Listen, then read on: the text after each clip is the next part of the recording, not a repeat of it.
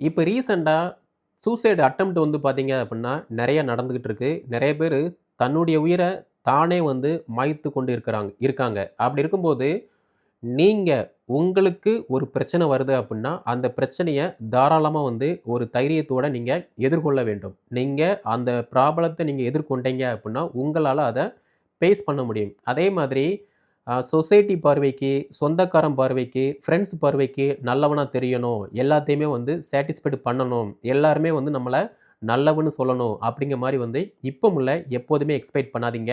ஏன்னா, யாருமே வந்து நல்லவன், அழகா இருக்க, அப்படி இப்படின்னு சொல்லி ஒரு ரெக்கார்டு வந்து குடுக்க மாட்டான். நம்ம லைஃப நம்ம தான் வாழணும். உங்க லைஃப நீங்க தான் வாழணும். ஓகே. யாரு கைவிட்டாலும் உங்கள நீங்க கைவிடக்கூடாது. தற்கொலை எதுக்குமே வந்து முடிவு கிடையாது. வாழ்க்கைய வாழ பழகுங்க. வாழ்க்கை மிகச் சின்னது. உங்க ஃப்ரெண்ட்ஸ்க்கு இத ஷேர் பண்ணுங்க. கவனமா இருங்க.